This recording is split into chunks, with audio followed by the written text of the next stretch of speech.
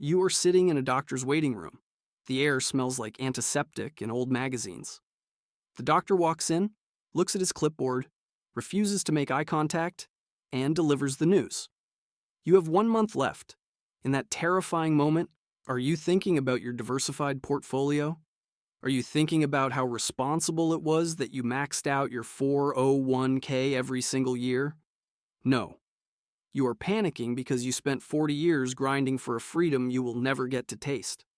We have been sold a massive lie that says you should suffer for 4 decades just to enjoy the last 10 years when your back hurts and you cannot eat spicy food anymore. Today, we are fixing that. We are looking at the die with zero philosophy, not as a way to be reckless and blow your cash on jet skis, but as a strategic financial framework to stop you from being the richest person in the graveyard. I am going to show you the mathematical formula for optimizing your life satisfaction so you do not waste your limited time on this rock. Let's talk about the deferred life plan. This is the default setting for almost everyone I talk to. It is the idea that happiness is something you earn after you have suffered enough. You work the job you hate, you deal with the boss who has the emotional intelligence of a teaspoon, and you eat sad desk salads for 30 years. Why? So that one day, magically, you can stop working and finally start living. But here is the kicker. That is not a plan, that is a gamble. You are betting your most valuable years against a future that is not guaranteed. We fall into this trap because hoarding cash feels like safety. It is a psychological safety blanket.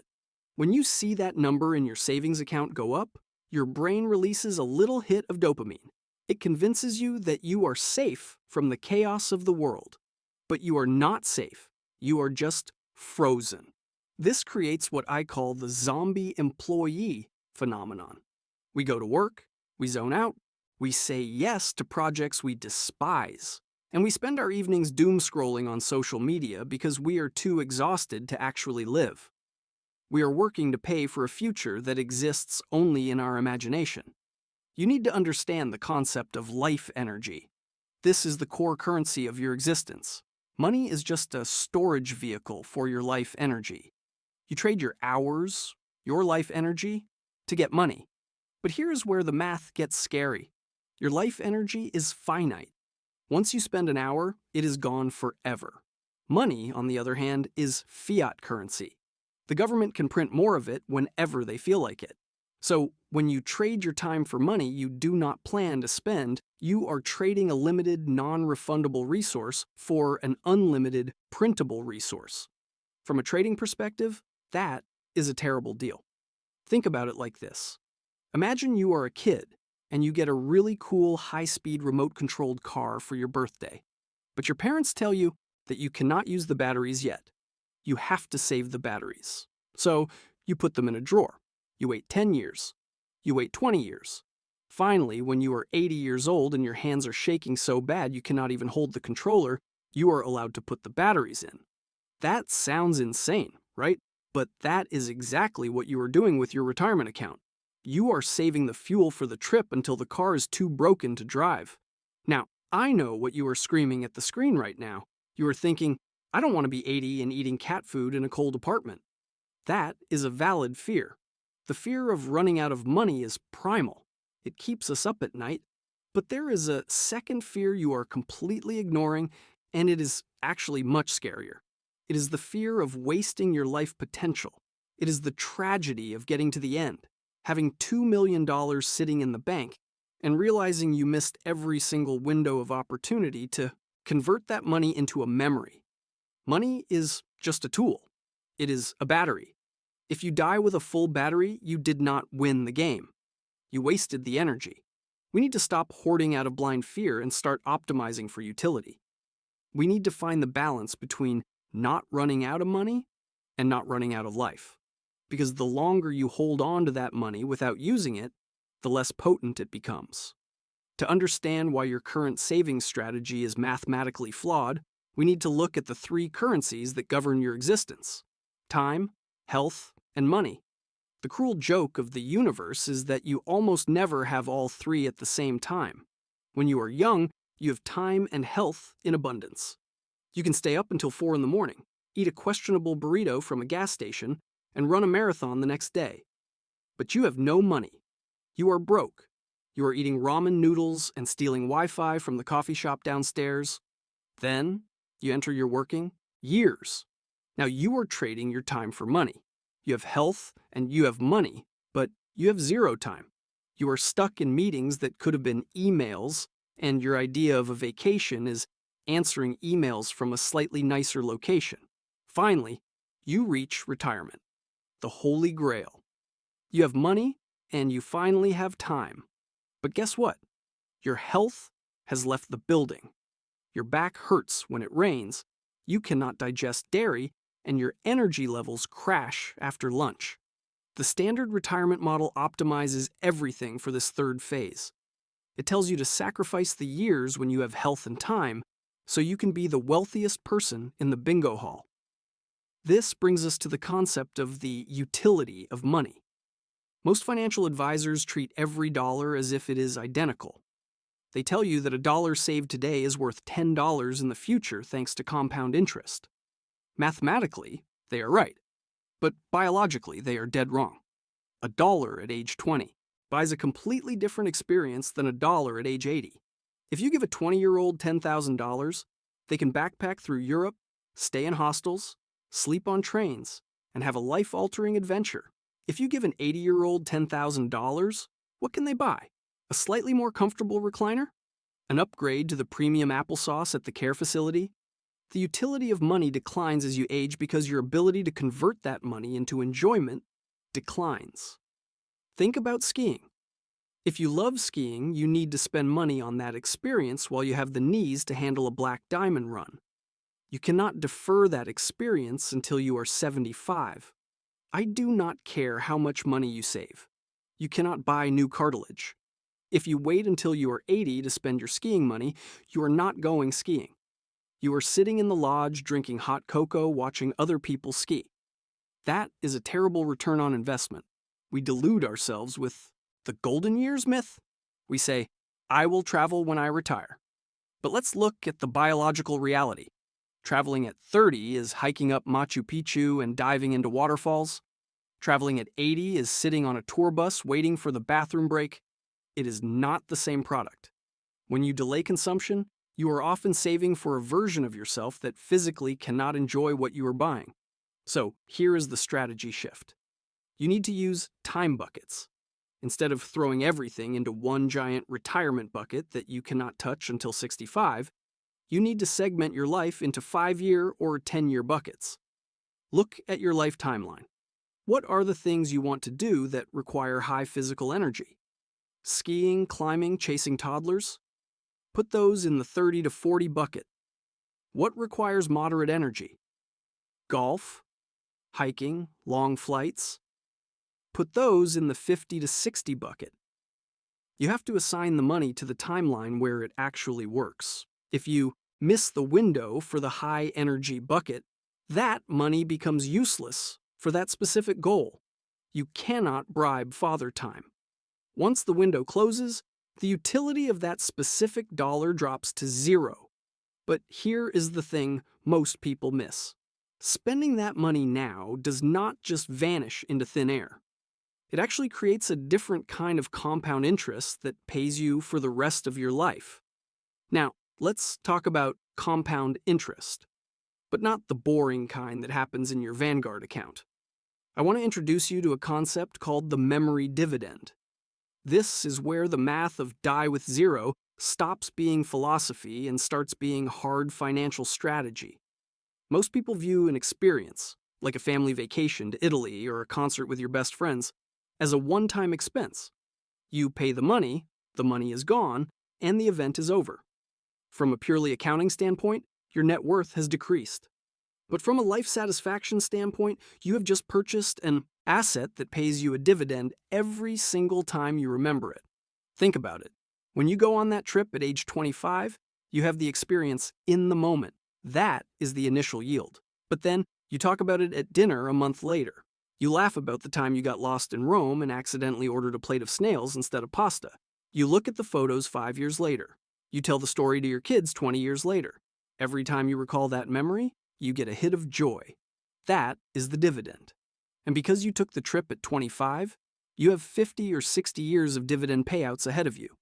Now, compare that to taking the same trip at age 85. Sure, you might still enjoy the pasta, assuming your dentures can handle it. But how many years of dividends do you get? 5? Maybe 10? The mathematical return on investment for an experience is drastically higher the earlier you have it. You are literally buying more years of remembering. Let's look at the alternative.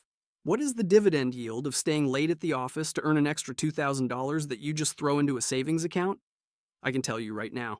The memory yield of a Tuesday night spent formatting an Excel spreadsheet is 0. Actually, it might be negative because looking back on it just makes you depressed. Nobody is lying on their deathbed, surrounded by their weeping family, whispering, "I really wish I had optimized that pivot table in Q3 of 2004. That was a great Tuesday." Bill Perkins tells a great story about this in his book. When he was young, he had a roommate who decided to go backpacking around Europe. This guy had no money. He literally borrowed 10 grand from a loan shark to go on this trip. Now, as a financial strategist, I am legally required to tell you, do not borrow money from a guy named Knuckles to go on vacation. That is a bad plan. But purely from a life optimization standpoint, look at the result. The roommate came back broke, but he had stories. He had experiences. He had opened his mind to the world. Bill, on the other hand, stayed home. He was responsible. He saved his money. He climbed the corporate ladder. But decades later, Bill realized that his roommate was infinitely richer. The roommate had a memory bank full of assets that were paying him dividends every day. Bill just had a bank account full of cash that was losing value to inflation. This brings us to the risk of regret. In finance, we are obsessed with the risk of poverty. We are terrified of running out of money, so we overinsure against that risk by hoarding. But we completely ignore the risk of regret, which is the risk of arriving at the end of your life with a full bank account and an empty soul. You need to start viewing experiences as assets that appreciate over time. As you get older, you cannot do as much, so you rely more on your memories. If you do not build that portfolio of memories, when you are physically able, you are going to retire into a mental recession. You will be sitting in your rocking chair with a high net worth and nothing to think about except the weather and your lower back pain. Money that sits in the bank is a liability. It is decaying. It is being eaten by inflation. It is waiting to be given to a nursing home. But money converted into a memory is an asset that grows. It becomes part of who you are. And speaking of giving your money to other people, that brings us to the biggest emotional trap of them all. Your kids. You think you are saving all this money to help them, but I am about to show you why your inheritance plan is actually hurting them. Let's rip the Band-Aid off. The way we handle inheritance in this country is bizarre. We operate on what I call the cold hand system. You hold on to every single penny you have accumulated, clutching it tight until your heart stops beating. And only then, when your hand is literally cold, do you let go and pass it to your children. We treat inheritance like a final surprise party that the host does not even get to attend. But let's look at the numbers, because the math here is tragic. Research shows that the most common age for someone to receive an inheritance is around 60 years old. Think about that. You are saving millions to help your kids, but you are delivering that help just as they are getting ready to retire themselves. If your child is 60, what does their life look like? They have probably already paid off their mortgage. Their kids, your grandkids, have already left the nest. Their career is winding down. If you dump $500,000 into their lap at age 60, what does it actually change? Mathematically, it just pads their own retirement account. It moves a number from one spreadsheet to another. It does not change their life trajectory. It is the financial equivalent of giving a starving man a sandwich after he has just finished a 5-course meal. It is inefficient. Now, rewind the tape. Imagine your child is 30 years old. This is the struggle phase. They are trying to scrape together a down payment for a house in a market that is absolutely insane. They are losing sleep over daycare costs. They are driving a car that makes a weird rattling noise every time they turn left. They are stressed. If you gave that same child $50,000 at age 30, it changes everything. That money is rocket fuel. It buys them into the housing market early, which sets them up for decades of equity growth. It clears a student loan that was choking their cash flow. It allows them to take a risk on a new career. The utility of that money at age 30 is 10 times higher than it is at age 60. This is the warm hand strategy. It means giving your assets to your loved ones while you are still alive to see them enjoy it. It means transferring wealth when it has maximum impact. Waiting until you are dead to be the hero is ego, not generosity. There is a massive selfish component to the cold hand approach. Hoarding your money until the bitter end is actually about control. It is about fear. You are scared you might need it, so you deprive your children when they need it most. Real generosity is giving when it hurts a little bit, or at least when it requires you to calculate your own needs more precisely. Plus, think about the memory dividend.